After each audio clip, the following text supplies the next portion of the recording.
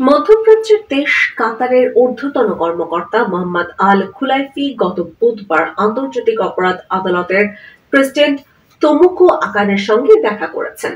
নেদারল্যান্ডসের দ্য হেগে তারা দেখা করেন, কারণ কাতার নিজেদের রাজধানীতে ইসরায়েলের নজিরবিহীন হামলার বিরুদ্ধে আইনি পদক্ষেপ নেয়ার চেষ্টা করছে। বৈঠকের পর সামাজিক যোগাযোগ মাধ্যম এক্সে আল খুলাইফি লেখেন, দ্য হেগে তার সফর আইনি পথ খতিয়ে দেখার জন্য নিয়োগপ্রাপ্ত দলের কাজের অংশ। কাতারের বিরুদ্ধে ইসরায়েলের অবৈধ সশস্ত্র হামলার প্রতিক্রিয়া জানাতে এই ব্যবস্থা নেওয়া হয়েছে। গত বছর আইসিসতে ইসরায়েলের প্রধানমন্ত্রী বেনিয়ামিন নেতানিয়াহু ও সাবেক প্রতিরক্ষা মন্ত্রী ইয়োভ গ্যালান্টের বিরুদ্ধে যুদ্ধাপরাধ ও মানবতার বিরুদ্ধে অপরাধ মামলা হয়। গাজায় সাধারণ মানুষকে সরাসরি লক্ষ্যবস্তু করা ও দুর্ভিক্ষ সৃষ্টির মতো কৌশল গ্রহণের অভিযোগে এই মামলা হয়। গত বছরের নভেম্বরে এই দুজনের বিরুদ্ধে গ্রেপ্তারি পরোয়ানাও জারি করে আইসিসি। যে কোনো ধরনের বিদেশি হামলার বিরুদ্ধে যৌথ প্রতিরক্ষামূলক ব্যবস্থা নেয়ার বিষয়ে সম্মত হয়েছে উপসাগরীয় সহযোগিতা কাউন্সিলভুক্ত জিসিসি দেশগুলো। বৃহস্পতিবার 6 সদস্যের জোটটির যৌথ প্রতিরক্ষা কাউন্সিল কাতারের রাজধানী দোহায় এক বিশেষ অধিবেশনে এ বিষয়ে সম্মত হয়। 9 সেপ্টেম্বর দোহায় ইসরায়েলের হামলার প্রেক্ষাপটে এই সিদ্ধান্ত নেওয়া হয়েছে। দোহায় ফিলিস্তিনের স্বাধীনতাকামী সশস্ত্র সংগঠন হামাসের নেতাদের লক্ষ্য করে ওই হামলা চালানো হয়েছিল।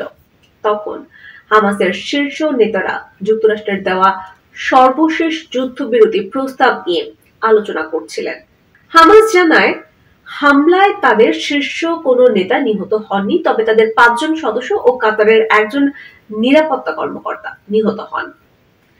গাজা সিটিতে কয়েকদিন ধরে সর্বাত্মক হামলা শুরু করেছে ইসরায়েল। এরই অংশ হিসেবে এই শহরে বিমান হামলার পাশাপাশি স্থল অভিযান চালাচ্ছে দেশটি।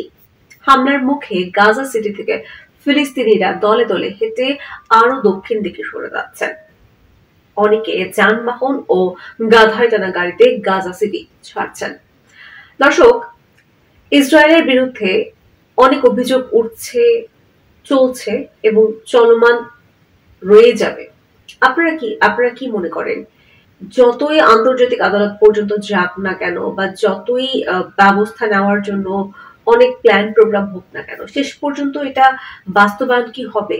কেননা ইতিহাস বলছে এতদিনের যুদ্ধে ইসরায়েল বহুবার যুদ্ধনীতি ভঙ্গ করছে এবং হামাসকে আক্রমণ করতে গিয়ে নিরপরাধ মানুষের উপরেই হামলা করছে, যেখানে গাজার বহু মানুষ ইতোমধ্যে মারা গেছে বিনা অপরাধে। এবং আমি আমার আগের ভিডিও বেশ কয়েকটাতে বলেছি, যেখানে হামলা করার নিষিদ্ধতা আছে, অর্থাৎ হামলা করা যাবে না, এরকম জায়গাগুলোতেও হামাসকে আক্রমণ করতে গিয়ে ইসরায়েল বারবারই সেসব জায়গাগুলোতে আক্রমণ করে নিরপরাধ মানুষকে মারছে এবং এই পর্যন্ত এই ধরনের অপরাধের জন্য কোনো বিচার নেওয়া সম্ভব হয়নি। তাহলে আগামীতে সম্ভব হবে কিনা আপনারা কি মনে করছেন?